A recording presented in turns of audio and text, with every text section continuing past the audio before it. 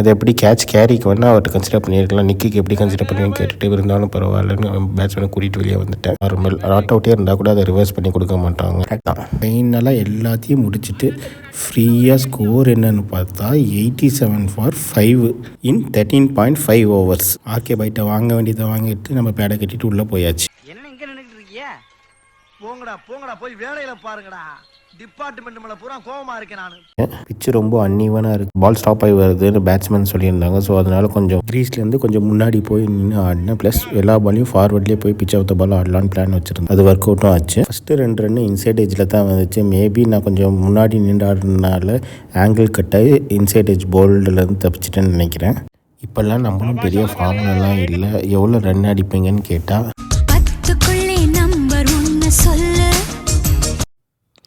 ஆமாங்க, அதுக்கு மேலே ஒரு ரன் கூட அடிக்க முடியல. சம்டைம்ஸ் வெளியே சொல்லவே முடியாத ரன்ஸுகளும் அடிச்சிருக்கேன், அதுவும் இருக்குது. நான் பெருசாக 6 அடிக்கணும்லாம் எக்ஸ்பெக்ட் பண்ணி விளையாடுறது கிடையாதுங்க. Mostly singles, doubles and merit of the பாலில் கிடைச்சா மட்டும் சம்டைம்ஸ் பவுண்ட்ரிஸ் கிடைக்கும். அண்ட் இப்படியாப்பட்ட பிளேயர் தான் நான்.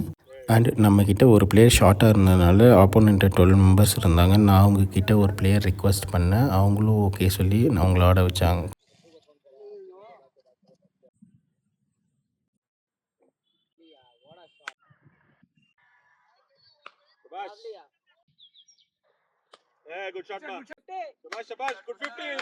ஃபைனலாக இன்றைக்கி டேவும் நல்லா இருந்துச்சு. என்னால் ஒரு ஆஃப் செஞ்சுரி ஸ்கோர் பண்ண முடிஞ்சிச்சு. நான் ரொம்ப ஃபோக்கஸ்டாக இன்றைக்கி கேம் விளையாண்டேன். ஒரு நல்ல ஸ்கோர் அடிக்கணும்.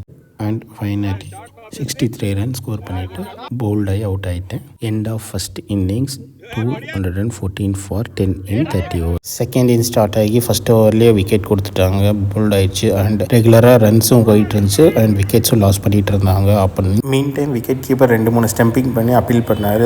லெகம் பேர் கொடுக்கவே கிடையாது. எஸ், நானும் சம்டைம்ஸ் விக்கெட் கீப்பிங் பண்ணியிருக்கேன். எனக்கும் இந்த ஃபீலிங் இருந்திருக்குது. ஏன்னா என்னுடைய ஆங்கிளுக்கு அவுட்டுன்னு தெரியும், பட் அம்பையர் ஆங்கிளுக்கு அது தெரியாது. ஏன்னா பேட்ஸ்மேன் அபோவ் த கிரீஸில் டோவை ஓப்பன் பண்ணி வச்சிருப்பாரு. பவர் பிளேக்கு அப்புறம் ஆர்கே பாய் கிளம்பினாரு. மீன் டைம் ஆடியன்ஸில் இருந்த ஒருத்தர் வந்து வாலண்டரியாக ஃபீல்டிங் பண்ணுறதுக்கு வந்தார்.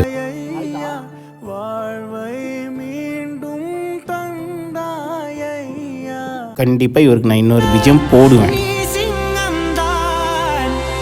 அடுத்த ஸ்டம்பிட் விக்கெட் கீப்பர் பண்ணி அதுவும் அம்பையர் விக்கெட் அவுட் கொடுக்க கிடையாது. இந்த டைம் இப்போ விக்கெட் கீப்பருக்கும் லெகம் பேருக்கும் பற்றிக்கிச்சு. அதுக்கப்புறம் லெகம் பேர் ஆர்கனைசருக்கு கால் பண்ணி நான் அம்பையரிங் பண்ண மாட்டேன்னு சொன்னார். நானும் ஆர்கனைசருக்கு பேசிவிட்டு அதுக்கப்புறம் லெகம் பேரை அம்பையரிங் பண்ண சொல்லியிருந்தோம். அவர் ரொம்ப அடம் பிடிச்சிட்டே இருந்தார். பட் அதுக்கப்புறம் ஓகே ஆகிடுச்சு ப்ராப்ளம். எப்படியோ ஆப்போனன்ஸை 163 ரன்ஸ் ஆல் அவுட் பண்ணி நாங்கள் மேட்ச் வின் பண்ணிட்டோம். Praveen Chennappa 4 wickets, 2 wickets, not 4 wickets எடுத்து மேட்ச்